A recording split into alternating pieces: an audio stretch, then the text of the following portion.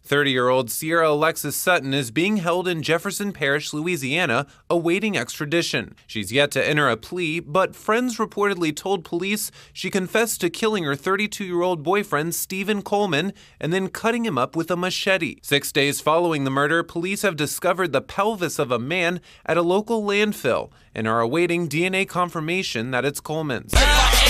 Nothing, homie, I can sell dreams. Come up on the stack, Jack, come up on the pack. 12 nigga fun to eat, and you better believe they fuck with me. I'm freestyling on a couple feet.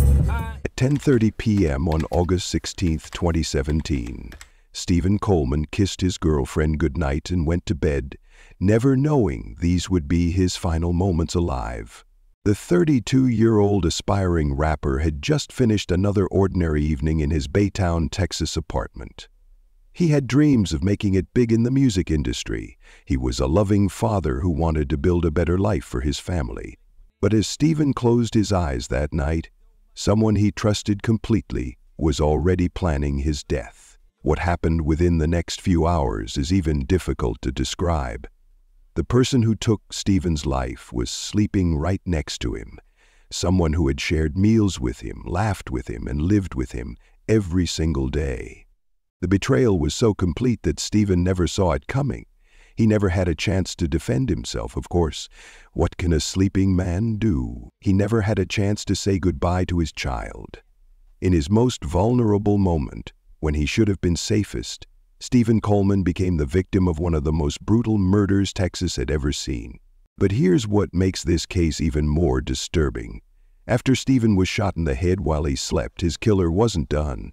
What happened next involved a machete and body parts dumped across different parts of the city. The killer even helped Stephen's own family search for him, knowing exactly where his body parts were scattered across town. Welcome to our channel. Right now, there are thousands of people like Stephen Coleman who are sleeping peacefully in their beds, completely unaware that someone they trust is planning to hurt them. If you want to help spread awareness about domestic violence and the warning signs that could save innocent lives, then please like this video, share it, and subscribe to this channel. Your action now could help protect another person who might be in danger.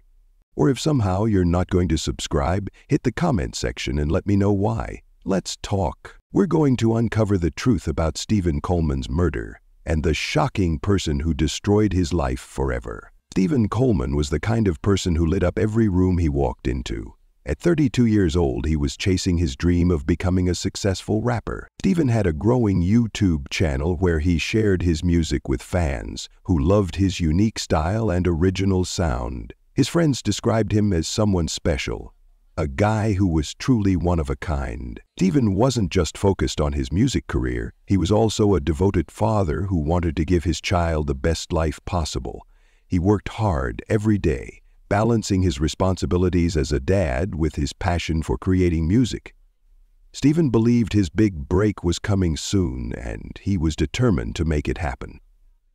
In Baytown, Texas, Stephen lived with his girlfriend Sierra Sutton in a small one-bedroom apartment at the Briarwood Village Apartments. To everyone who knew them, they seemed like a normal couple. Neighbors would see them coming and going, always appearing friendly and happy together. But Stephen had started sharing something troubling with his closest friends. He had begun telling people that if anything ever happened to him, if he ever went missing, they needed to make sure police looked at Sierra first. A female friend of the victim told police Coleman mentioned numerous times, quote, if he was ever to go missing, she needed to make sure the police looked into Sutton as the cause. Stephen repeated this warning to multiple friends, but nobody understood why he felt this way. His friend later told police that Stephen had mentioned this concern on numerous occasions. It was as if Stephen sensed something dangerous was building in his relationship, but he couldn't quite put his finger on what it was. Stephen had no idea that the person sleeping beside him every night was already planning to take everything away from him. Sierra Alexis Sutton was 30 years old when she moved in with Stephen Coleman. To the outside world, she appeared to be just another woman trying to build a life with her boyfriend. Sierra had a 10-year-old daughter named Trinity, and the three of them shared Stephen's small one-bedroom apartment at Briarwood Village. Life in their tiny apartment seemed normal enough. Sierra would come and go like any other resident. She'd run errands, take care of her daughter, and spend time with Stephen. The neighbors saw them together regularly, and nothing seemed out of place. Donald Wooten, who lived nearby, would later tell reporters that he never saw any warning signs. "There's always been smiles, talk, no signs of anything that would indicate something like this," he said. I asked her about him, and she seems kind of shocked. She goes, "Why are you asking me that?" I said, "Well, I heard that he was missing for a while." And she kind of carried on like she didn't know anything about it. The couple appeared friendly whenever he saw them around the complex, but appearances can be deceiving. Behind closed doors, Sierra was dealing with pressures and emotions that nobody else could see.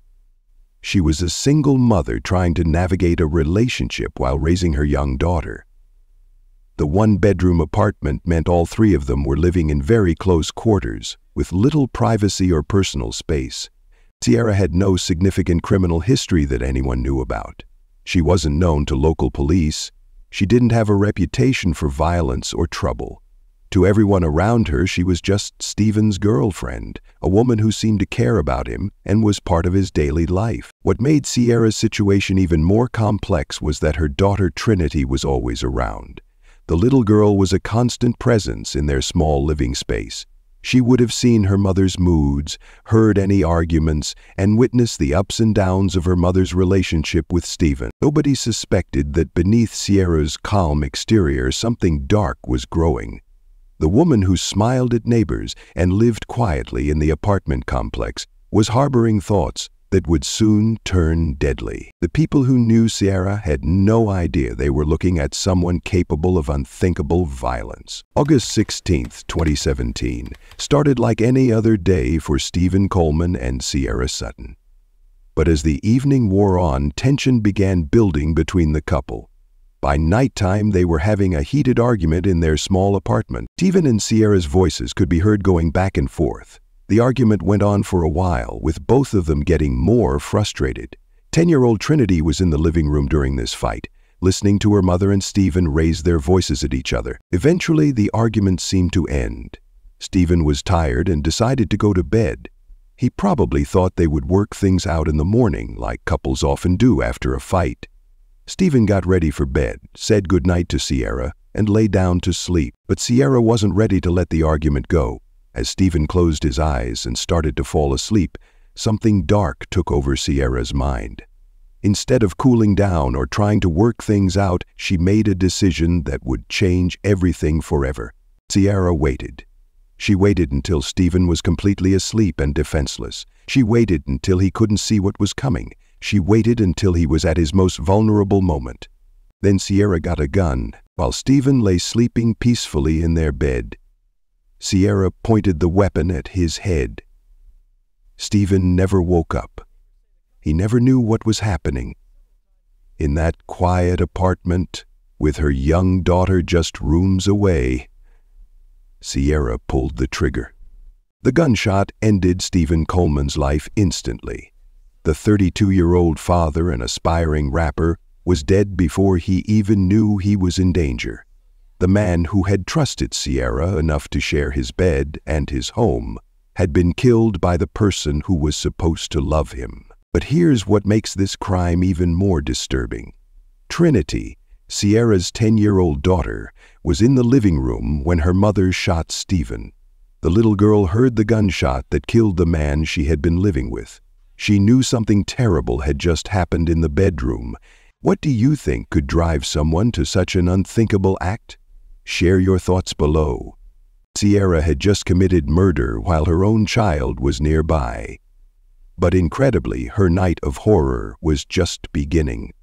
What Sierra did next would shock even experienced police officers and prove that some people are capable of unimaginable evil. After shooting Stephen in the head, Sierra Sutton faced a terrifying reality. She had just committed murder, and now she had to figure out what to do with Stephen's body.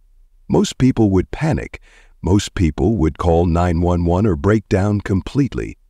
But Sierra did something that shows just how cold and heartless she really was. She started planning her cover-up. Stephen Coleman was a big man, and Sierra quickly realized she had a serious problem. She couldn't move his body by herself. Stephen was simply too heavy for her to carry out of the apartment in one piece. So Sierra made a decision that would haunt investigators for years to come. She decided to cut Stephen's body into smaller pieces. Sierra went and got a machete. While her 10-year-old daughter Trinity was still in the apartment, Sierra began the horrific process of dismembering Stephen's body. She used the machete to hack Stephen into pieces that she could manage to carry. Think about what this means. Sierra spent hours in that bedroom cutting up the man she had been living with. She had to clean up blood. She had to handle body parts. She had to do all of this while knowing her young daughter was just outside the bedroom door. The whole time, little Trinity knew something awful was happening. The child could probably hear sounds coming from the bedroom. She might have smelled blood.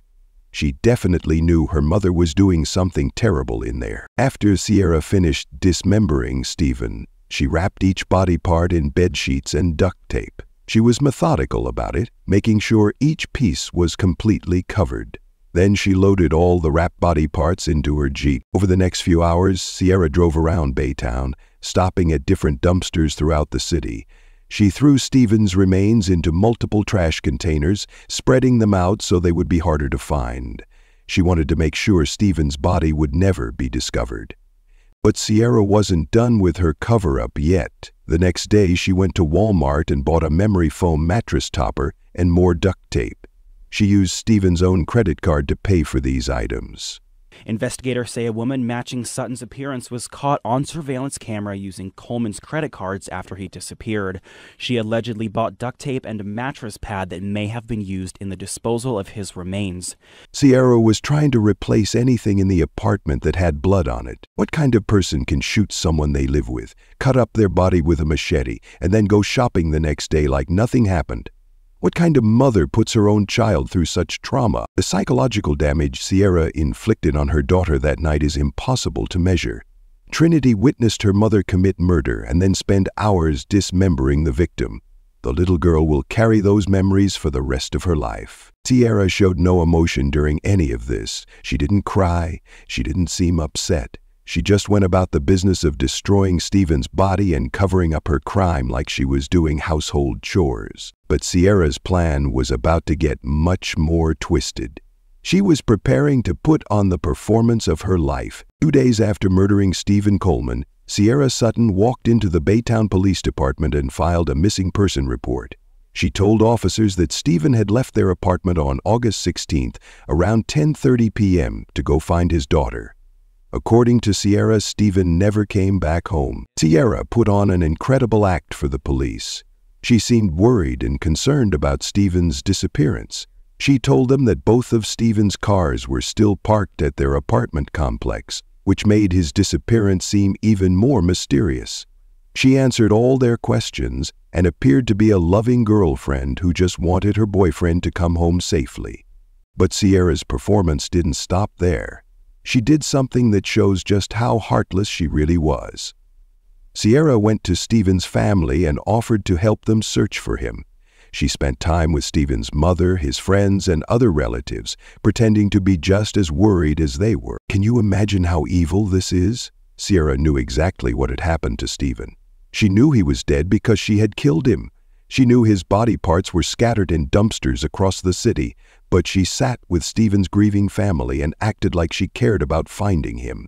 Stephen's family had no idea they were getting comfort from the very person who had destroyed their loved one. Sierra looked them in the eyes and lied to them over and over again. She even helped organize search efforts, knowing the whole time that Stephen would never be found alive. Meanwhile, police were starting their investigation. They talked to Stephen's friends and learned some disturbing information. One of Stephen's close friends told officers that Stephen had repeatedly warned her about Sierra. The friend said Stephen had told her on numerous occasions that if he ever went missing, she needed to make sure police looked at Sierra as the cause. This was a huge red flag for investigators. Why would Stephen be so worried about his own girlfriend? What had he seen or experienced that made him fear for his safety? On August 22nd, 6 days after Stephen's murder, workers at a landfill in Chambers County made a horrifying discovery.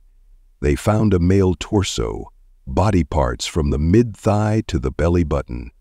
The remains had come from dumpsters in Baytown and Pasadena, exactly where Sierra had been disposing of Stephen's body parts. As the investigation continued, police discovered more evidence that pointed directly at Sierra.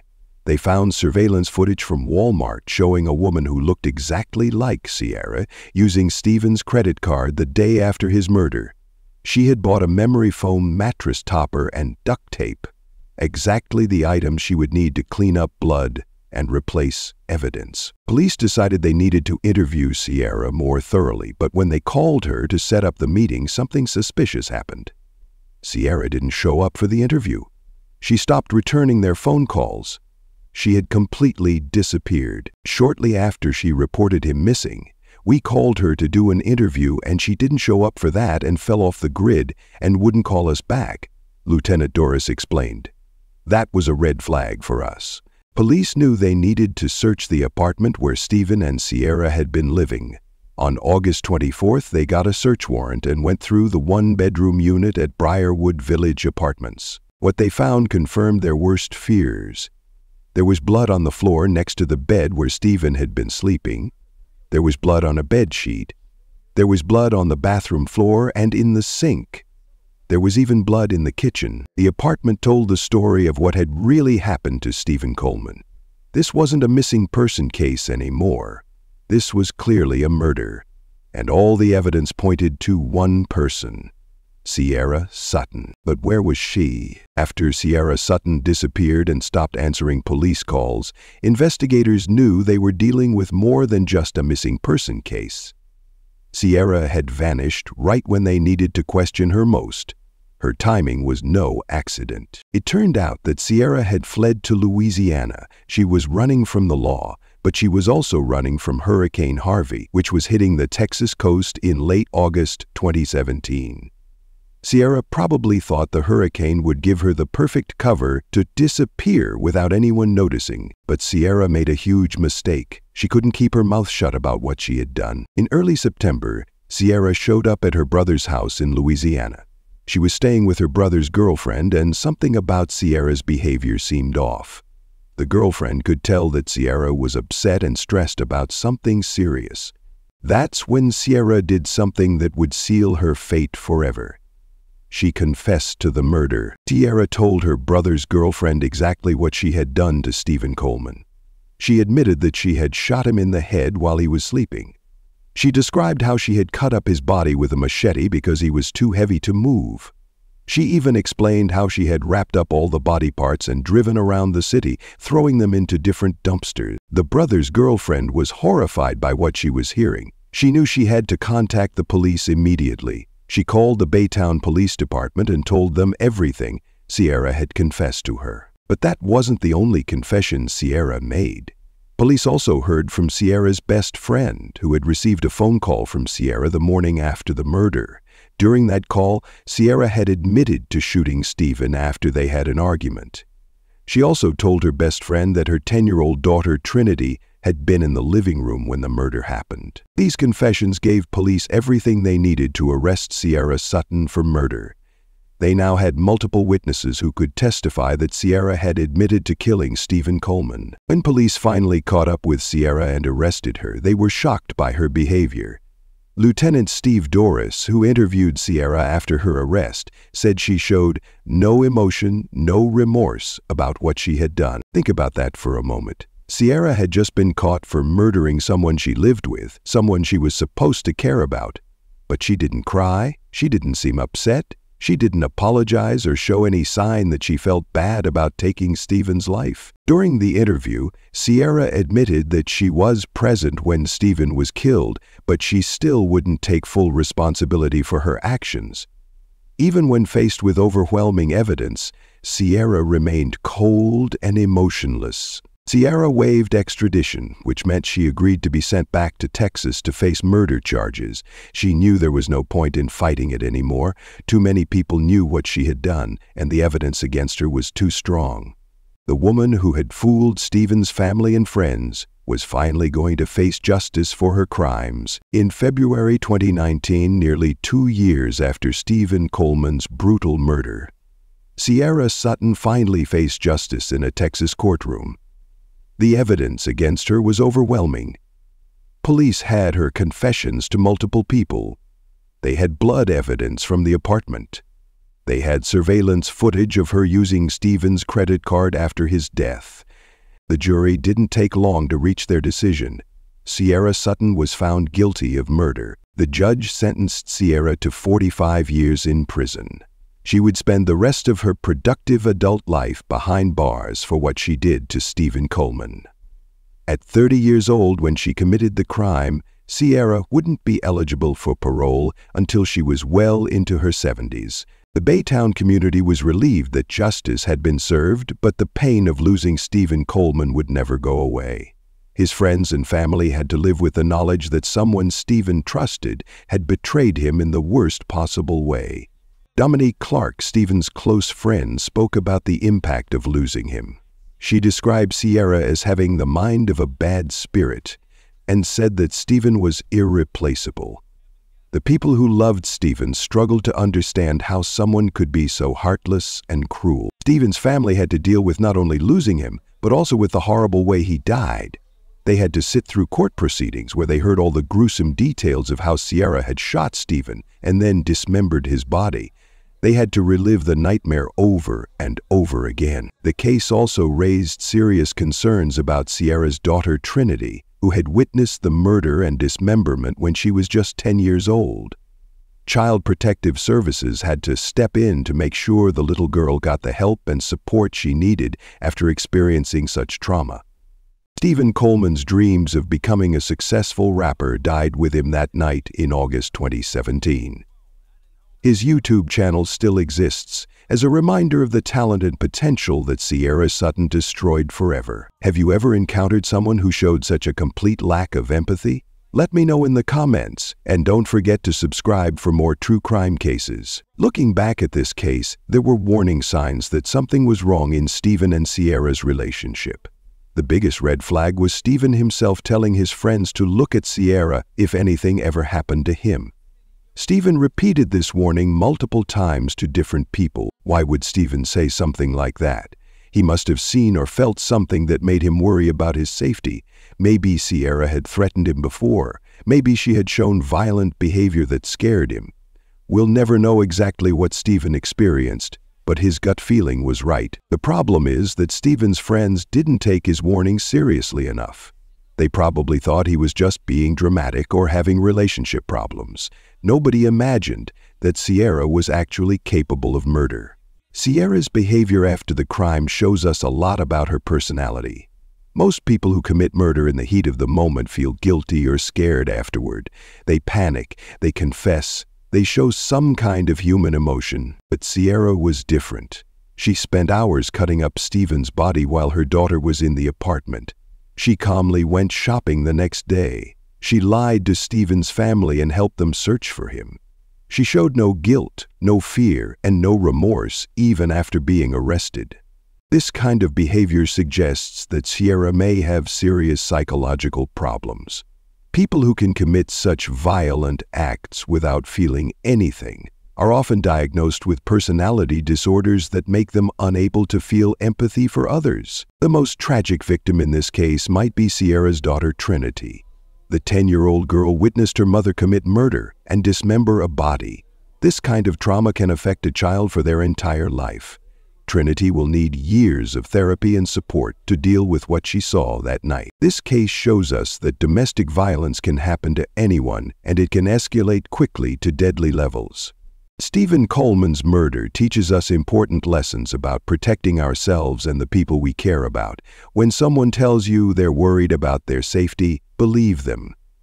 Stephen warned his friends multiple times, but nobody took action. If you or someone you know is in a dangerous relationship, there are people who can help. The National Domestic Violence Hotline is available.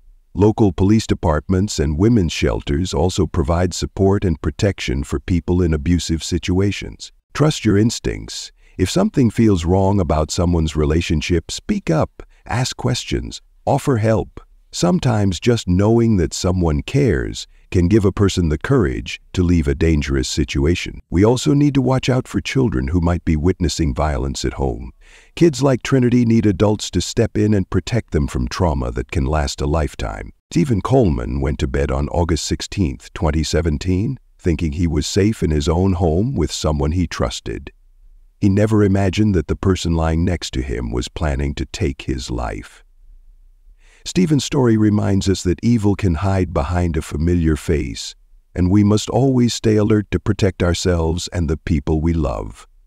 Share your thoughts in the comments, and if this case moved you, please hit that like button and subscribe to our channel for more stories that demand justice. Rest in peace, Stephen Coleman.